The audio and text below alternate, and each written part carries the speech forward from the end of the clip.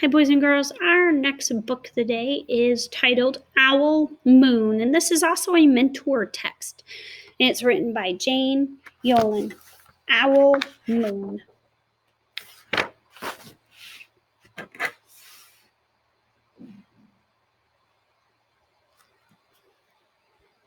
It was late one winter night. There we go. One winter night, long past my bedtime, when Papa and I went owling. There was no wind, the trees stood still as giant statues, and the moon was so bright the sky seemed to shine. Somewhere behind us, a train whistle blew, long and low, like a sad, sad song.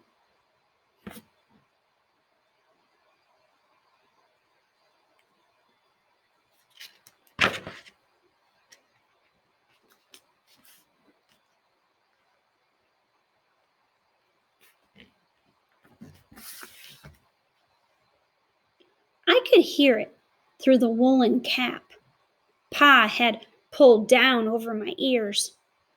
A farm dog answered the train, and then a second dog joined in.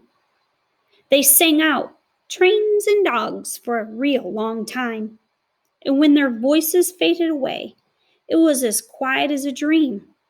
We walked on toward the woods, Pa and I.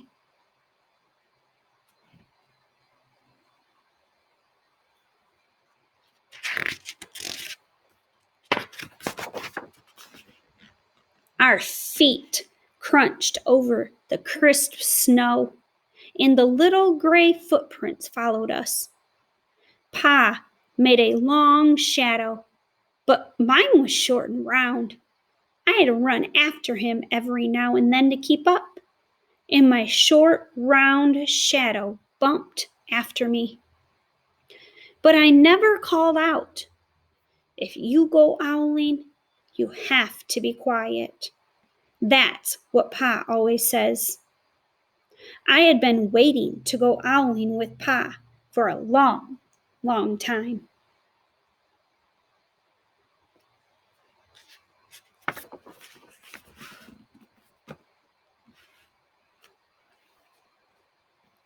We reached the line of pine trees, black and pointy against the sky, and Pa held up his hand. I stopped right where I was and waited. He looked up, as if searching the stars, as if reading a map up there. The moon made his face into a silver mask. Then he called, "Woo! Woo! Woo!" The sound of a great horned owl. Woo! Woo! Woo! Again, he called out, and then again. After each call, he was silent, and for a moment we both just listened. But there was no answer. Pa shrugged and I shrugged. I was not disappointed. My brothers all said sometimes there's an owl and sometimes there isn't.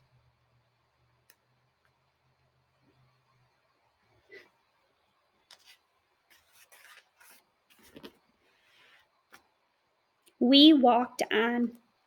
I could feel the cold as if someone's icy hand was palmed down on my back, and my nose and the tops of my cheeks felt cold and hot at the same time. But I never said a word.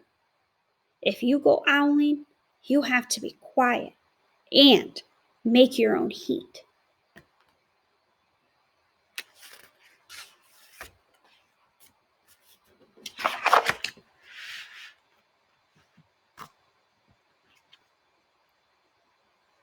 We went into the woods.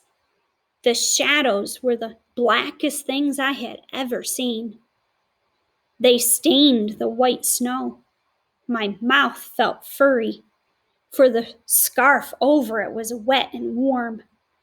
I didn't ask what kinds of things hid behind black trees in the middle of the night. When you go owling, you have to be brave.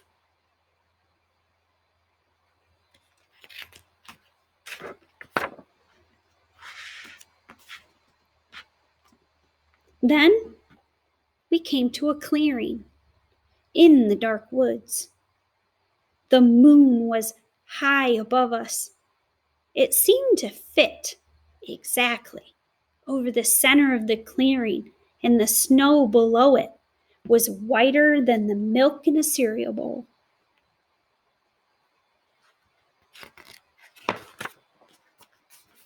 I sighed, and Papa held up his hand. At the sound. I put my mittens over the scarf over my mouth and listened hard. But then Papa called, "Woo! Woo! Woo!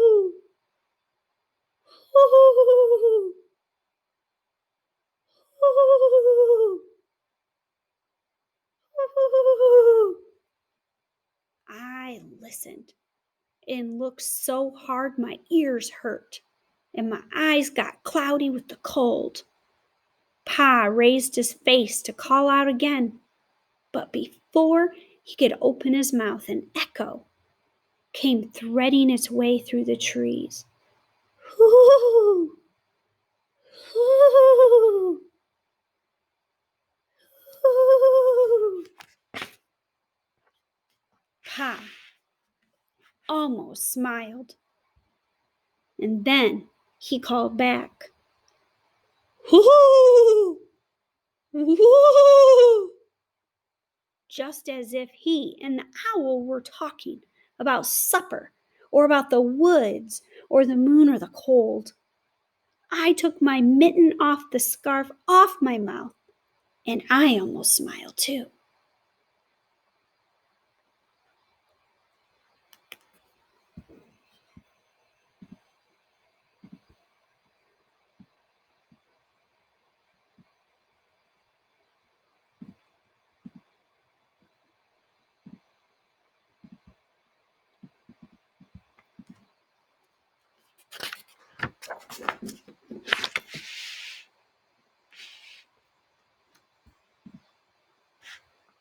The owl's call came closer from high up in the trees on the edge of the meadow. Nothing in the meadow moved. All of a sudden, an owl shadow, part of the big tree shadow, lifted off and flew right over us. We watched silently with heat in our mouths, the heat of all those words we had not spoken. The shadow hooted again. Let's zoom in for you. Here he is, right there. See him? And there down here. There. Can you feel the silence? Can you feel that echo, that sound? That would be so neat.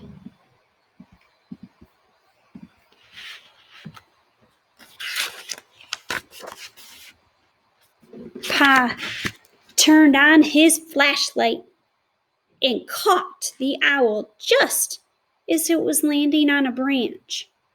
But notice, boys and girls, what the author means by caught. Right from the beginning, we've never seen traps or anything dangerous to the owl. They just want to connect with the owl, see the owl. For 1 minute, 3 minutes, maybe even 100 minutes, we stared at one another. That's cool. at those eyes. Look at those talons. Those wings. Look at that color. Gorgeous. And then the owl pumped its great wings and lifted off the branch like a shadow without sound. It flew back into the forest. Time to go, Pa said to me. I knew then I could talk. I could even laugh out loud. But I was a shadow as we walked home.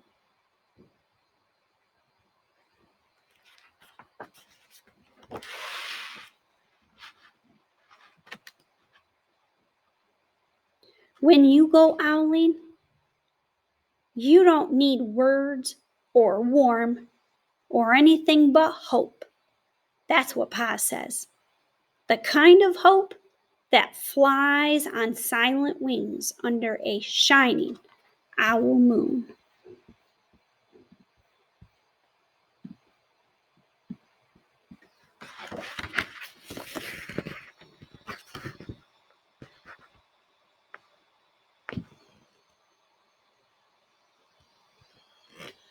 Trying to show you the last bit.